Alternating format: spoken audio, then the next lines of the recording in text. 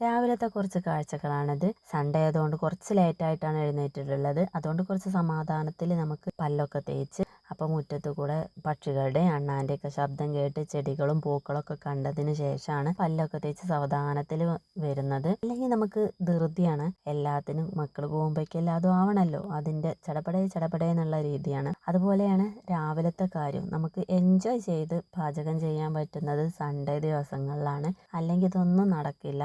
എനിക്ക് ഇങ്ങനെയാണ് ഇഷ്ടം, പക്ഷെ എന്നും നടക്കാറില്ല. എന്നും സൺഡേ ഇല്ലല്ലോ.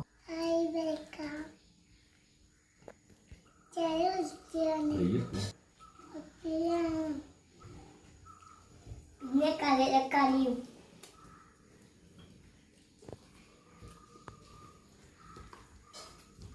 ഇന്ന് എല്ലാവർക്കും ഒന്നിച്ചിരുന്ന് ബ്രേക്ക്ഫാസ്റ്റ് കഴിക്കാനുള്ള ടൈം കിട്ടിയിട്ടുണ്ടായിരുന്നില്ല. അബി എഴുന്നേറ്റ് വരാൻ വൈകിയിട്ടുണ്ട്. പിന്നെ ശുഭേണ്ണ നേരത്തെ കുട്ടികളും നേരത്തെ ചായ കുടിച്ചു. അച്ഛന് ഷുഗർ നോക്കാണ്ടായിരുന്നു, അച്ഛനെയും കൊണ്ട് അവർ പോയിട്ടുണ്ട്. പിന്നെ ഞാനും അബിയും കൂടി ഒന്നിച്ചിരുന്ന് ഫുഡ് കഴിച്ചത്. അത് കഴിഞ്ഞപ്പോഴേക്കും അച്ഛനും ശുഭേണ്ണൊക്കെ എത്തിയിട്ടുണ്ട്, കുട്ടികളും ഒപ്പം പോയിട്ടുണ്ടായിരുന്നു. ഇന്ന് സ്പെഷ്യലായിട്ട് ബിരിയാണി ഉണ്ടാക്കുന്നുണ്ട്. അപ്പോൾ അതിനുള്ള സാധനമൊക്കെ മേടിച്ച് അവരെത്തിയിട്ടുണ്ട്. കുട്ടികൾ അവർക്ക് വാങ്ങിയ മിഠായിയൊക്കെ കൊടുന്ന് കാട്ടിത്തരുമൊക്കെയാണ്. പിന്നെ അച്ഛൻ വന്ന് അച്ഛന് ചായ കൊടുത്തു. ഇനി 1.5 മണിക്കൂർ കഴിഞ്ഞിട്ട് ഒന്നും കൂടി പോകണം, ടെസ്റ്റ് ചെയ്യണം. പിന്നെ അമ്മ ചായ കുടിച്ചിട്ടുണ്ടായിരുന്നു. ഞങ്ങളൊക്കെ കുടിക്കുന്നതിൻ്റെ മുന്നേ കുടിച്ചു, ശുഭേണ്ണൊക്കെ കുടിച്ച് കഴിഞ്ഞതിന് ശേഷം. അപ്പോൾ അങ്ങനെ പലരും പല നേരത്താണെന്ന് നമ്മുടെ ബ്രേക്ക്ഫാസ്റ്റ് കഴിച്ചത്.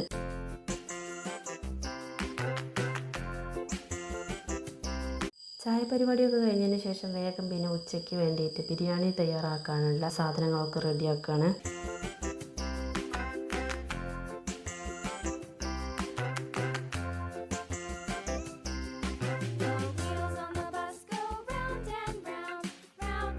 അച്ഛൻ്റെ ചായയുടെയൊക്കെ കഴിഞ്ഞ് അച്ഛൻ സിറ്റ് ഔട്ടിൽ ചെന്നിരുന്നു. അപ്പോഴേക്കും ബാബുവേട്ടൻ വന്നു. പിന്നെ ബാബുവേട്ടനും ശുഭേട്ടനും അമ്മയും അച്ഛനൊക്കെ അവിടെ സംസാരിച്ചുകൊണ്ടിരുന്നു. ഞാൻ വേഗം ബിരിയാണി ഉണ്ടാക്കാൻ വേണ്ടിയിട്ടുള്ള സാധനങ്ങളൊക്കെ റെഡിയാക്കി. അതൊക്കെ കഴിഞ്ഞപ്പോഴേക്കും ശുഭേട്ടനും അബിയും കൂടി മുകളിൽ ഷീറ്റ് കെട്ടിയത് റെഡിയാക്കാൻ പോയി. ആദ്യം കെട്ടിയത് ശരിയായിട്ടുണ്ടായിരുന്നില്ല. കറ്റാർ വാഴേൻ്റെ മുളകിൻ്റെയൊക്കെ മുകളിൽ കൂടെ ആയതുകൊണ്ട് അത് മുളകിൻ്റെ തലയൊക്കെ ഒടിയുകയൊക്കെ ചെയ്തുകൊണ്ട് അതൊന്ന് മാറ്റി റെഡിയാക്കി കെട്ടിയിട്ടുണ്ട്. അപ്പോൾ കുറച്ച് മുളകുള്ളതൊക്കെ പറിച്ചുകൊണ്ട് പോന്നു. കറ്റാർ വാഴേൻ്റെ ഇടയിൽ കൂടെയാണ് മുളക് ഉണ്ടായിട്ടുള്ളത്. കുറച്ച് മുളക് കിട്ടിയിട്ടുണ്ട്, അത് പറിച്ചു പോന്നു. ഇവരാണ് ഇവിടെ പണിയെടുക്കുന്നതെങ്കിലും എന്തെങ്കിലും ആവശ്യത്തിന് അടുക്കളയിൽ നിന്ന് നമ്മളെ വിളിച്ചു വരുത്തും. അപ്പോൾ അവിടുത്തെ പണി കുറച്ച് നേരം അവിടെ നിർത്തി വെച്ചതിന് ശേഷം പിന്നെ ഇവരുടെ കൂടെ വന്ന് നിന്നു. കുറച്ച് മുളകൊക്കെ പറിച്ചു, ബാക്കി താഴെ ഉണ്ടായിരുന്നു കുറച്ച്, അതും പറിച്ചതിന് ശേഷമാണ് വീണ്ടും നമ്മുടെ അടുക്കളയ്ക്ക് പോയി ബിരിയാണീൻ്റെ ഇതൊക്കെ തയ്യാറാക്കാൻ വേണ്ടി സവാളയൊക്കെ റെഡിയാക്കിയത്. അപ്പോഴേക്കും അച്ഛന് വീണ്ടും ബ്ലഡ് ടെസ്റ്റ് ചെയ്യാൻ പോകാനുള്ള ടൈം ആയിട്ടുണ്ടായിരുന്നു. ശുഭേട്ടൻ അച്ഛനെയും കൊണ്ടുപോയി. അങ്ങനെ കുറേ സമയത്തിനൊടുവിൽ നമ്മുടെ ബിരിയാണി സെറ്റായിട്ടുണ്ട്. അപ്പോൾ ഈ ബിരിയാണി ഉണ്ടാക്കുന്നത് ഷോർട്സ് ആയിട്ട് ഞാൻ അപ്ലോഡ് ചെയ്തിട്ടുണ്ട്. അപ്പോൾ വേണ്ടവരതൊന്ന് പോയി ചെക്ക് ചെയ്യുക, ട്രൈ ചെയ്ത് നോക്കുക, എന്നിട്ടൊന്ന് ഫീഡ്ബാക്ക് അറിയിക്കണേ. അപ്പോൾ അതാണ് നമ്മുടെ ബിരിയാണി, സൂപ്പറായിരുന്നു. പിന്നെ എല്ലാവരും കൂടി ഇരുന്ന് ബിരിയാണി നല്ല ആസ്വദിച്ച് കഴിച്ചു.